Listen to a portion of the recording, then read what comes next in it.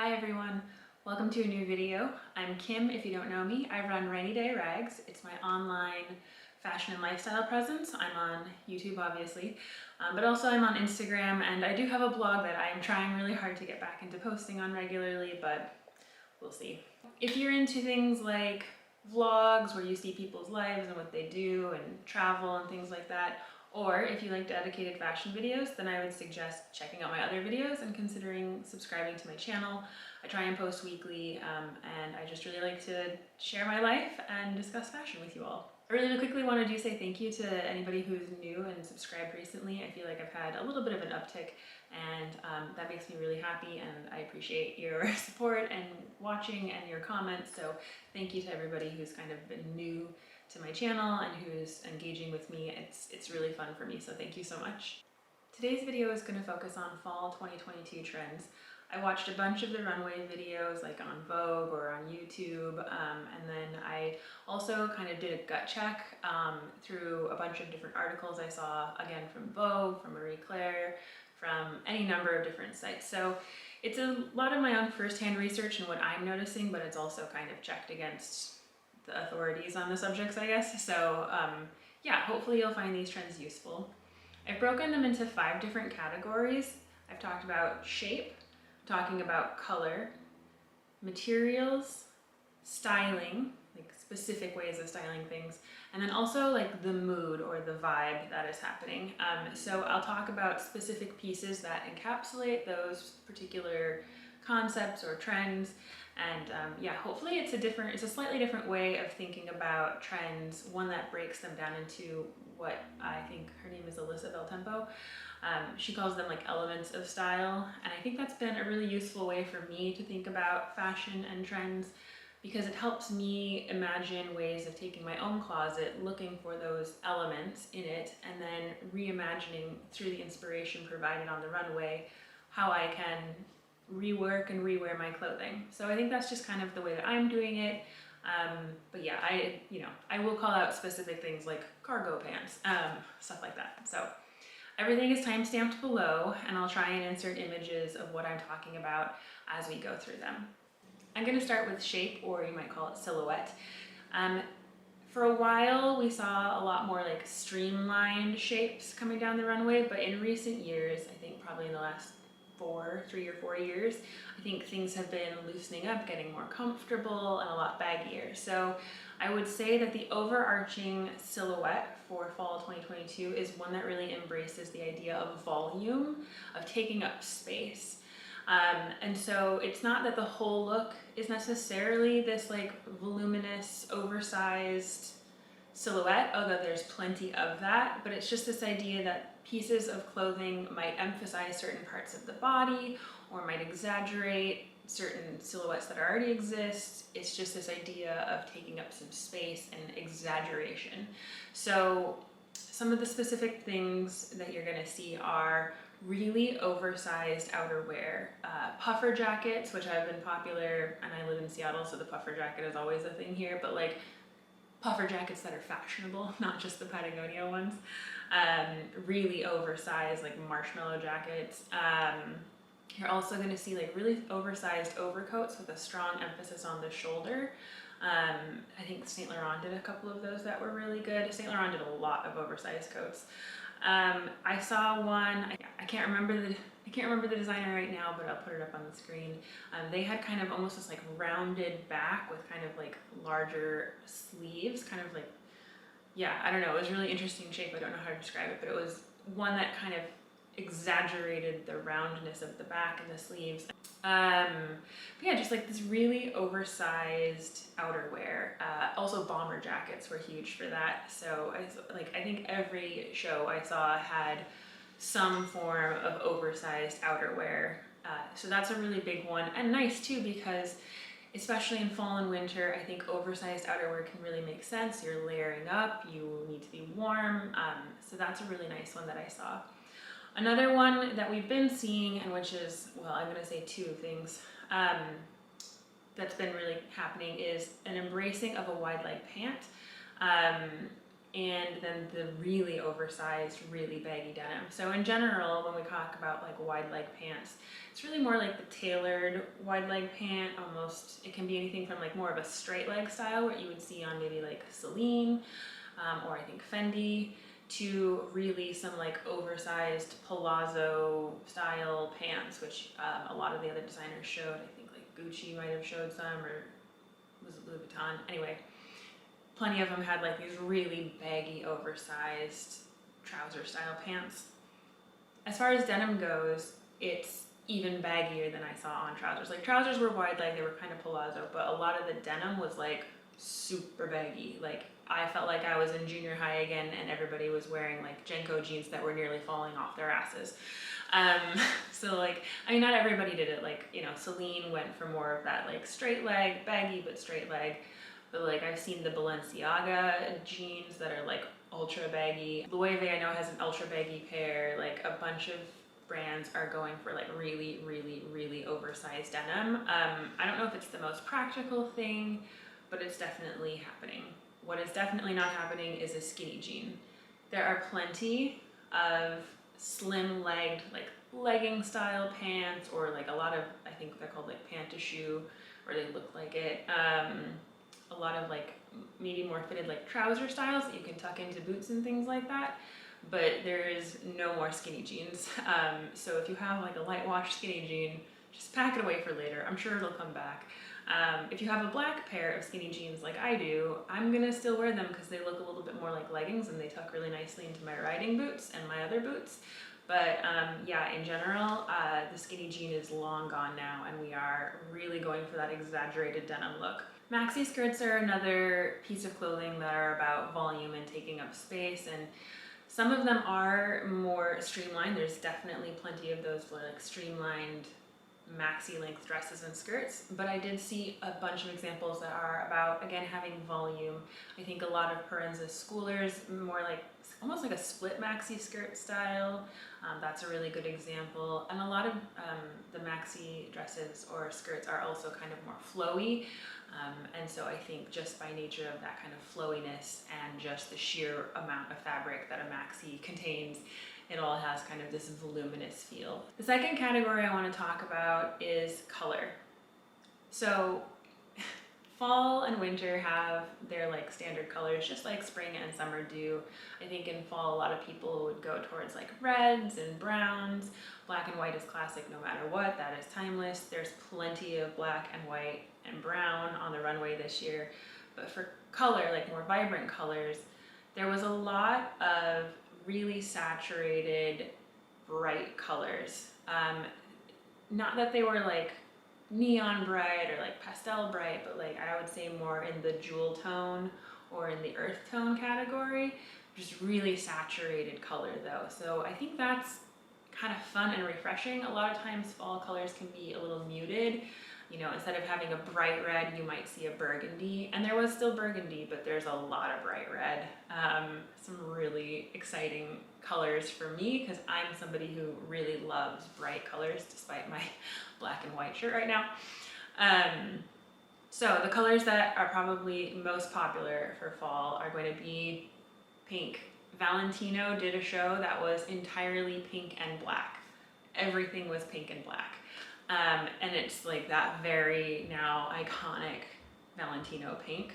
If you're not into that particular shade of pink, there's plenty of other shades to pick from, but pink is probably one of the most popular colors, purely because of Valentino. The second color that's really popular is red, and like I said, red is perennially a fall color. But this year it was really, really out in force, and it's really being paired with black.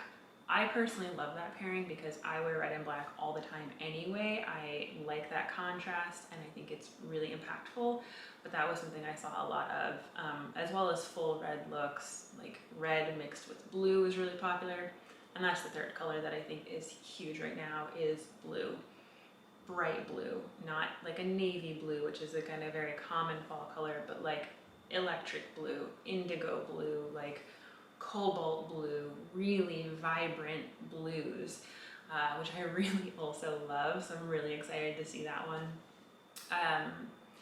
The last two colors, which I think of as more almost like accent colors, although there was plenty of it on the runway, are purple and yellow. These two colors are interesting because I typically think of them as spring summer colors, and while I love to wear yellow, like a very like mustardy yellow in fall, you know, they aren't things that we see a lot of on the runway in the fall.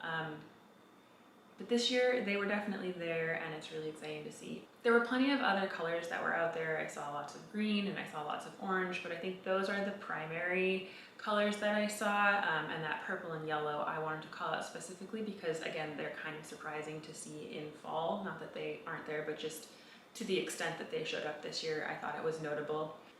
The third category I want to talk about is the materials. So every season has materials that you gravitate towards. In summer, it's like linens and cottons, and in winter, it's like wools and cashmere. Leather is one of those materials that you can wear kind of year round, but is really most popular in fall. So of course, seeing leather on the runway is no surprise, but it was really out in force in this showing season, I guess. It was huge in terms of leather jackets, like especially leather bomber jackets or leather moto jackets. I'm pretty sure all of us have at least one of those in our wardrobe, and if you don't, like, it's a staple, it's forever, it's worth investing in. But also obviously like boots, like a lot of leather boots, a lot of really interesting belting, a lot of leather pants still. I saw also a lot of like leather bustiers or like kind of corsetry. Like leather was basically just used in every piece of clothing that came down the runway in one way or another. So I think it's really cool. I think especially since we do have so many new ways of creating synthetic leathers or more sustainable ways of working with leather. I think maybe that's one of the reasons we are seeing it so much this year, but for whatever reason, it's definitely here. And personally, I've been needing to buy myself a pair of like really cool leather pants for a couple of years now, so maybe I'll pull the trigger on that one this year. One of the more surprising fabrics I saw come down the runway a lot was sheer materials, either chiffon or I think it was mostly chiffon, I'm guessing. I went and looked up some of the fabric content of some of the pieces I really liked, and it said chiffon. So I'm guessing that like lace, chiffon, I don't know if silk can be sheer, but I think it can. In any case, there was a good amount of like sheer material being seen on the runway, which is no surprise. It's been seen all over for a number of seasons now, but I thought it was really interesting how it was used. The designer I thought used it most interestingly was Prada. I will put a picture on, but there are some skirts that Prada sent down that I thought were really fascinating. I think a lot of it is lace, but there's also a few skirts that looked like it was sheer panels with some embroidery on it. And what I really liked about the Prada skirts were that they were tiered, but they were also like mixed materials. So like they'd have like a leather portion of it, and then like maybe a sheer portion of it, and then a wool portion like was knit. It was really interesting to see how they used the different fabrics and incorporated like sheer, really delicate materials along with these like really tough and heavy materials and contrasting those. I thought that was really fascinating from the Prada show. Fendi also used a lot of sheer materials. I'm obsessed with Fendi. I can't afford Fendi, but I love their ready-to-wear, like Kim Jones. Oh, so good.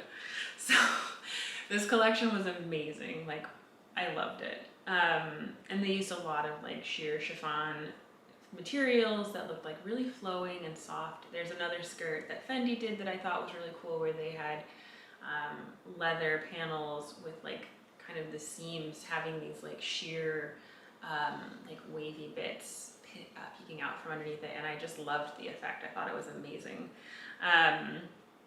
So sheer materials there again, sheer used in draping. I think Saint Laurent did it. You know, a bunch of people were doing it, but it was just interesting to see that sort of sheerness continue into fall, and then also be used with those heavier materials like the way Prada did, or with having a sheer dress with an overcoat, or like a sheer blouse with a wool pant. That's nothing new, but it's lovely. I think it's a really nice play on texture and a really cool way to bring in maybe some of your lighter spring and summer tops into fall and continue to be able to wear those.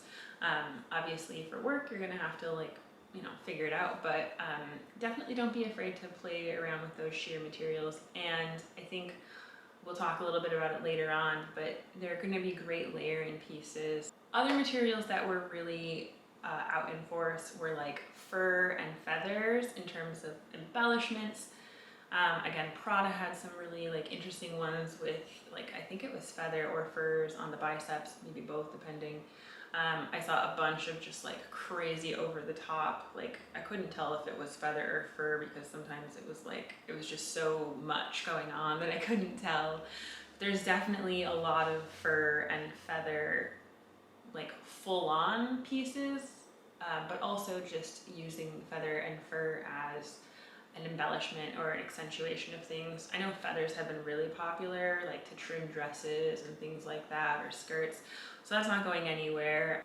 The last one, again, is not a shocker at all, but sequins were really popular. I did see other things, like I saw some pearls being used in interesting ways, and of course there's always like appliques and things like that, but I think the appliques I saw were like sparkles or like sequiny ones. There were some crystallized stuff as well, but I would say the overarching like sparkly bit embellishment was really sequins. Like Celine did it. I don't even know. There were tons of people who did sequin. Kate did it. A bunch of them did it. So I mean, sequins always become popular around the holiday season. It's just a way to make a dress feel festive and sparkly and fun. But I think it would be cool, and I think a lot of designers did try and do this, like Kate and Celine particularly, really tried to work and demonstrate that sequin can be a part of your everyday outfit. It doesn't have to be just for the holidays. So pairing a sequiny skirt with an oversized knit is a great way, and like a pair of boots and an overcoat is like a great way to just kind of add some fun to your everyday wardrobe. It's something that I think I want to challenge myself to do this fall. Okay, so we've talked about the shape, the colors, and the materials. So now I want to talk about styling, and I think this is really one of the more important categories because, you know, a shirt is a shirt at the end of the day, and a pair of pants is a pair of pants. It's not so much the individual pieces of clothing that really push these trends forward. It's kind of how we style them that makes it fun and fresh and new. And so I think it's really important to talk about the way in which designers and stylists send things down the runway, because it's going to allow you to take those pieces of clothing that you already have and reimagine how you can bring them into the next season and the next season and the next season. And this is why it's important to invest in quality pieces that are timeless, but understanding how to reimagine them and bringing into your closet and rotation a limited number of workhorse pieces that are going to help you make that like season to season refresh. So, and some of these will go for many seasons and some of them might not be worth investing in at all. So one of the first ways of styling that I saw that is, you're gonna laugh at me for this one, but it's layering. And yeah, okay, it's layering. Like every fall, everyone talks about layering because it's fall, it's cold, and you need to, you know, keep yourself warm by putting on multiple layers. But how people layer changes from season to season, right? So it might be more of a minimalist approach where you just have like a turtleneck with like a straight line blazer and you've got a very sleek and minimalist approach to it. Or what I think I saw more of in this season is a almost maximalist version of layering. It's definitely a little bit more eccentric. So and it was a lot more about contrasting materials and colors and things like that. So it was not so much a minimalist approach, but a more playful approach to layering. And it really reminded me a lot of like the 90s, of course, because that's a reference point that a lot of fashion designers are using, like late 90s, early 2000s. So things we notice a lot, especially like I saw it on Louis Vuitton, was layering like these jumper dresses, kind of like these loose fitting dresses, and wearing them over like chunky sweaters with turtlenecks and like big sleeves and things like that. So again, that idea of taking up space. There were like lots of bustiers over shirts, and there's lots of like a turtleneck underneath a button up with a vest over it and a jacket, and like there's just a lot of play with layering and of using pieces that like maybe you didn't normally bring into fall that could be brought into fall now as part of a layering piece. The second way of styling that I thought was really interesting and noticed was a lot of emphasis on like the waist area or like the torso. So, I mean, emphasizing the waist is not new, particularly in women's fashion, but I thought the way that we went about doing it was really interesting. Like, obviously you can do it with the belt, and plenty of people did. I thought Fendi did it in a really interesting way. Like, again, I know I've already expressed my love for that show, but like the little like apron-y bust things that they had that were like kind of half over the hip on one thing, like those were fascinating, and really interesting ways of drawing attention to the waist in a way that was like, it's the shirt. Like I went and looked, like it's actually the shirt. I don't know if it's actually, it's not a belt, it's like the shirt itself, and it has some belting concepts to it, but I thought that was really fascinating. Balmain did a ton of stuff, almost looks like body armor that really like focuses on the torso and like the shoulders and the waist, but a lot of like waist detailing, which Balmain does too. Like they really do a lot to emphasize like curves of a woman's body, not just through like stitching and things, but also through like how they construct the dress and what they put on top of it. So I thought Balmain did a really interesting like body armor take on the torso and the waist.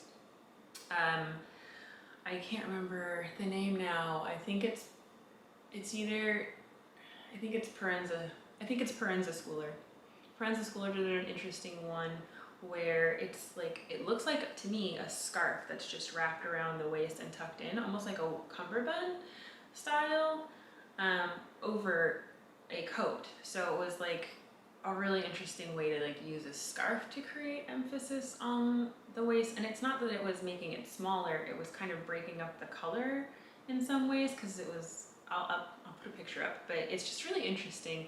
She also did another, well, Princess Schooler also did it in another way where they took a scarf and like wrapped it and then just kind of pinned it together around the waist and then let the ends kind of flow out. So that was a really interesting one too, a way of emphasizing the waist using sort of a non-traditional thing to do that with, and then also that doesn't, it does visually draw you in a little bit because it was a contrasting color, but the ends hanging loose does add like volume and things like that too. So I just thought that was really interesting. I think there's, you know, stacking of the belts I saw, so like not just one belt, but like 3 or 4 belts that can be stacked and like different widths and materials and color. Like it was really interesting. So there's a real play with how to create a waist that isn't just, or how to draw emphasis on the waist that isn't just like suck it in with a belt, you know what I mean? There's also like really nipped in coats at Saint Laurent where they had these big exaggerated shoulders and then like a very nipped in tailored waist. So it's not necessarily even doing anything to the waist so much as creating emphasis on the waist by creating an emphasis on the shoulders and really exaggerating that shape, if that makes sense. Yeah, really fascinating way of doing it. You can also just, I saw it on like, again, Louis Vuitton, where they just tied a really bright red sweater around the waist of somebody who was wearing like a really flowy maxi dress. And I was like, it's so simple, but your eye, because of the bright red, is drawn to that waist. And it's not necessarily that it's smaller, but you just like, I just really thought it was a very striking look. It looked great. I really liked it. The third way designers used styling, or I don't even know if styling is the right word for it, but it's basically this idea of elevating your basics and really making them the star of your outfit. So obviously Prada and the white tank top is the best example of it, like kind of outrageous. They took basically a $5 Hanes white tank top and made it one of the hottest pieces of fall 2022. I mean, it was on a huge number of the models that came down the runway. So I just think that's really interesting. But you also see this elevation of basics in a lot of other ways, like the emphasis on the bomber jacket, like a bomber or a moto jacket of some kind. We all have that, and really giving that like and making that the star of your outfit is a really good way to kind of tap into that trend, both like because the Moto jacket is so popular, but also just because it's so basic and like we all have it. There's no need to necessarily rush out and buy a new one unless you don't have one or you're getting old and you want like one that maybe is like a little bit more oversized because that's the vibe. Like even if you buy an oversized bomber this year, like it will never not be in style. It's a bomber jacket. I mean, like it's never not in style.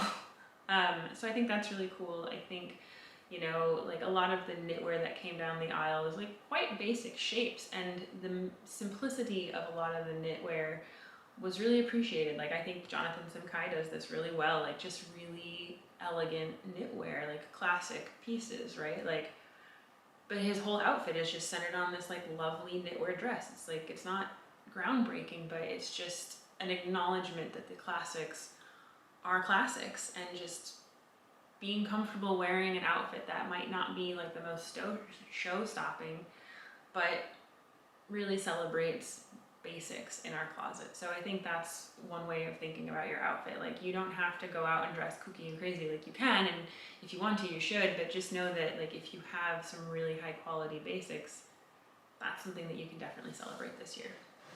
Okay, last category is mood or vibe or whatever you want to call it. But there are definitely like looks that are more popular than others at any given time. So the like looks that are, I think, really influencing fashion right now, most notably, I think, is the punk rock, Moto, like grunge aesthetic. Being from Seattle, that is near and dear to my heart. I also like that look in general. Not necessarily one I wear all the time, but I love taking elements of that into my wardrobe because I think it offers like this really cool edge that I really like to juxtapose with feminine shapes and styles and things like that. So for me, I love that, but it really like there's a lot of that. Like Givenchy did like a really kind of punky grunge look this year, which I thought was really cool. Again, I'll talk about Balmain. Balmain was like almost like so Moto inspired, like I think like motocross, almost like bike culture inspired. Like if you look at the pieces and like the styling that they sent down the runway, like there's one look that is essentially like tire treads cut up and made into like a dress and body armor. It was super cool. So there's definitely like this like edgy biker punk vibe. Punk and grunge and Moto are like all separate things in and of themselves, but there's really this like ability to mash up, and so all of those elements were seen on the runway. I think you can also see that in a lot of the leather work that was done, and just a lot of the like rebelliousness feeling in a lot of the clothing that came out. So I would say the most popular one is probably going to be a lot of like that grungy punk vibe. Also saw like a lot of like alternative preppy looks, right? So Miu Miu, I think, takes the cake for this one, no surprise there. But I saw it in a lot of other ones as well. I think Gucci had kind of this like alternative prep look. They also did like a very athletic, I think they did like their collaboration with Adidas. Everything had like Adidas logo stuff on it. So, but there's definitely this like deconstructed prep look that also happens. I think again like Tom Brown does this quite well. I mean, he's quite preppy looking, but it's very playful and like kooky and wild. But there's all sorts of like deconstructed prep, and again with like a real rebellious spirit to it, which I think is really interesting. Like just this like, I might go to prep school, but like F you, you know? So I don't know, I thought it was really fun. And it's not dark or like grungy prep, it's like really preppy, but with a fun twist to it. And the final vibe or look that I think is really popular, or going to be very popular, is a bit of a nod to the equestrian look. And I think you're seeing that in a lot of like blazers and things that might have kind of that like slightly oversized shoulders, but like a nice fitting blazers, a lot of suiting. The tall boots are huge, and it's not just like fitted knee boots, it's like almost like I saw Chanel do waders. which is not equestrian, but there were lots and lots of like knee-high riding boot styles that I saw, and I've seen them for a while. Like I picked up a pair from Dear Francis last year because I really like them. They're great for tucking your jeans in. They go great with everything, and it's like a nice polish.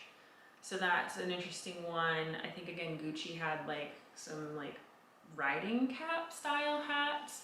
So I don't think equestrian is coming in as much in the clothing as it is coming in sort of the accessories, but there is definitely a movement towards some amount of polish, right? Which I think is really interesting too, because you have this like sort of polished equestrian juxtaposed against this like grungy, deconstructed punk rock. It's just fascinating, and it just goes to show you that in fashion there are trends, of course, but really it's about individual expression, and the designers are offering lots of different ways for us to think about things. And just because what you love isn't necessarily at the forefront of fashion, that doesn't mean that it's not something you shouldn't be wearing, or that there aren't elements that you can take as inspiration and work them into your own personal style. So if you love like the 50s housewife, like go for it, but maybe you might look into something like what Gucci was showing or what Miu Miu was showing and say like, I kind of like this more like preppy, proper vibe, but I'm gonna play with it because yeah, I can. So whatever you like, there's some inspiration out there for you, and it's all just fun to play with, right? That's the only reason that we're doing it. Well, there's lots of reasons we're doing it, but hopefully you're doing this because you enjoy it and you want to find fun ways of expressing yourself and enjoying the mundane task of getting dressed every day. Hopefully it's not mundane for you, because there's plenty of ways to have fun with it. Anyway, those are the trends. There's of course plenty more, you know, like I mentioned, like over the knee and thigh high boots, giant bags were everywhere. Like there's plenty of other trends that could be discussed. I just thought these were the most noticeable, some of the more wearable ones, and I really liked the way that I was able to break them down into shape, materials, color, styling, and the overall vibe. So yeah, let me know what you think. Let me know what you're gonna wear. What are you most excited for? What do you wish that I had called out? Do you like this way of doing these trends? Like, let me know. I'll see you in the next video. Thanks for watching.